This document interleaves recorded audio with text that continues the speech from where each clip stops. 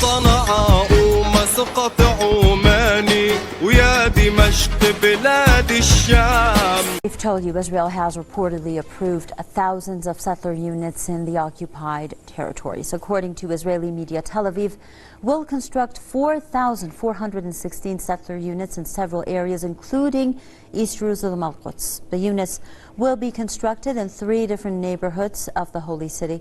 Israeli settlements are illegal under international law.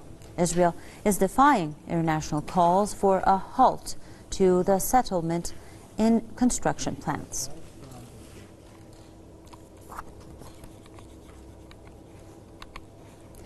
Now, to discuss that more, we have 2 guests that are joining us today. Stephen Sahyuni, senior journalist and commentator, joining us live from Beirut, and also Ryan Dawson, author and peace activist, who is joining us live from Osaka. Thank you very much, gentlemen, for joining us on this edition of the News Review. Now, let's begin with Mr. Sahyuni. Well, we're hearing here and there that Israelis are expanding their settlement activities, despite the fact that we know under a UN mandate these settlements are illegal. Why do you think, especially in these recent years, especially the past 2 years, Israel has been expanding its settlement activities? Also, it has been demolishing Palestinian homes and forcing Palestinians out of their homes, particularly in East Jerusalem Al-Quds. Let's start with Mr. Sahyuni. In the beginning, since the first day of the Zionist movement occupying Palestine, they have been stealing land and demolishing houses, schools, and doing the worst kind of murders against the Palestinian people. But in the last 2 years, especially with the Trump administration, that are giving fully support to the Israeli occupation to do anything they want, either inside of Palestine or covering them in the Security Council and covering them and protecting them from not being punished in the international law. Because they are being, by them demolishing the houses, also by doing all these massacres, they are violating international law, they are violating the, sorry,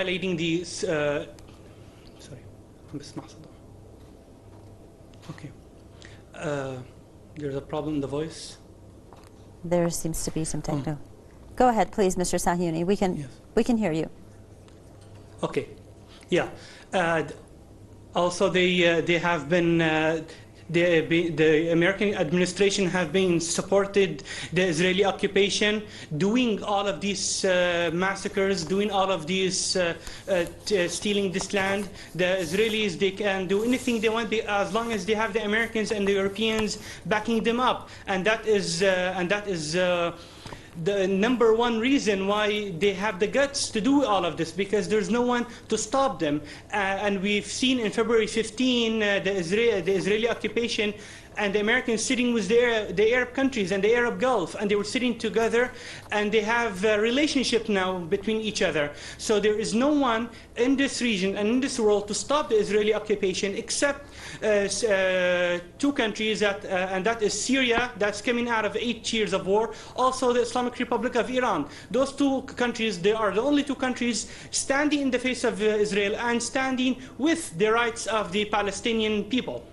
Thank you very much, Mr. Sahyuni. Let's turn to Mr. Ryan Dawson from Osaka. Mr. Dawson, what do you think is the ultimate plan of Israelis? What are they planning to do by expanding these settlements, especially in the occupied territories and the regions in which the UN has specifically specified that it is illegal to expand these settlements?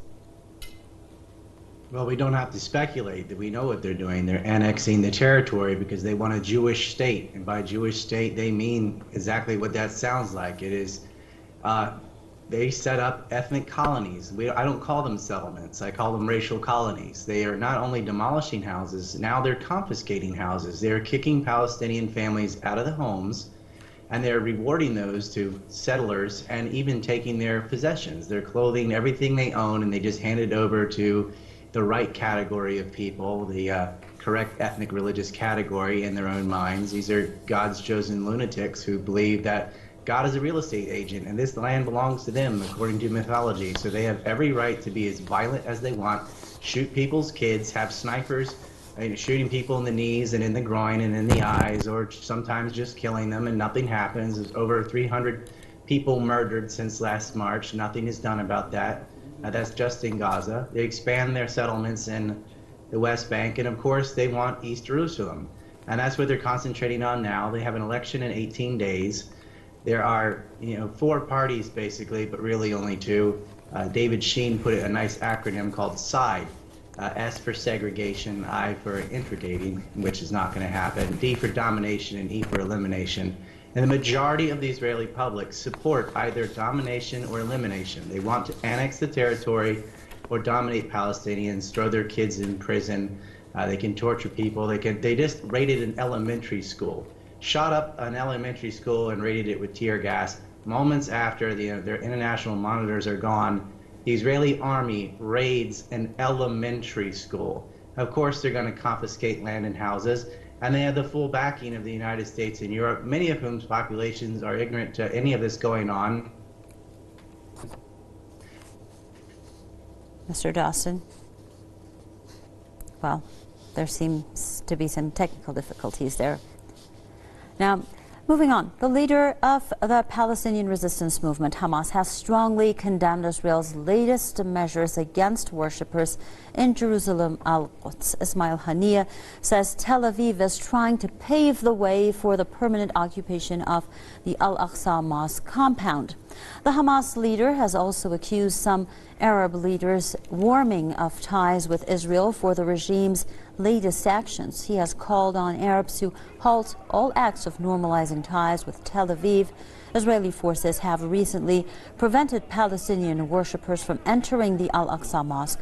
The move has led to clashes that have left dozens of Palestinians injured.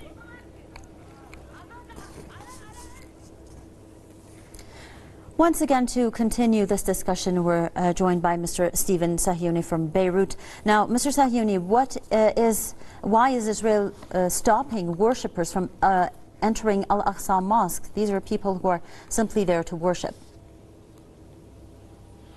The Israeli occupation, they have trying, and this is their plan, by doing the religious situation by making Israel a Jewish state and scaring their people that around you is only Muslims and we have to make our own Jewish state, and they try, and under the name of religion, they stop people from going into their under what they say, and to go into the mosque, because they have their, as they claim, they have their holy thing, their holy wall in Jerusalem, in Jerusalem. So they stop the Palestinians from going into doing their prayers, but they do not. But at the same time, but they let their people to come. They do not respect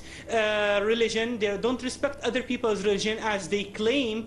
And as I told you, they are trying to do, and this is their #1 goal, by breaking up Syria into religious. They wanted to make Syria into religious contents. That's why, and now that's why they want to put Israel as the Jewish state, and to try to demolish the Palestinians in Jerusalem and making Jerusalem as the state, and they are getting the full support by the United States and the United States administration. Thank you very much for pointing that out. Thank you very much, Mr. Sahyouni, because that is basically what we were going to get to. Mr. Dawson, let's pick it up from there. How much do you think Donald Trump's support, and also some Arab states warming towards the Israelis, how much has that emboldened the Israelis, especially considering attacking worshippers now in Al-Aqsa Mosque? Yes, really every U.S. president, but especially Donald Trump, because Donald Trump moved the U.S. embassy to Jerusalem, and for some reason people think if the U.S. moves its embassy, that's akin to moving the capital.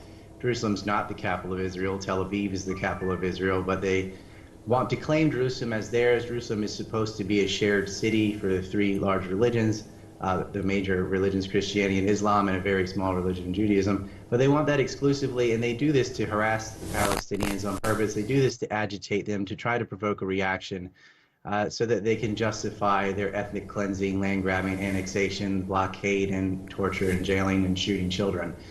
There is no justification for it, and they don't want anybody to even be able to have religious freedom. And America fully backs them. Donald Trump just signed off on $3.8 billion to the apartheid state, which is utterly disgusting. But they have failed in Syria. They wanted to divide Syria up along religious sectarian division, and they've lost. The terrorist proxies are up in Idlib, and they've outlasted the U.S. Patience to do Israel's bidding. Syria is going to be Syria again. Assad is going to stay, and there's nothing the U.S. and Israel can do about it. Thank you very much, Mr. Ryan Dawson, author and peace activist, joining us live from Osaka, and Mr. Stephen Sahiouni, senior journalist and commentator, joining us live from Beirut. Thank you very much, gentlemen, for your elaborations, and thank you.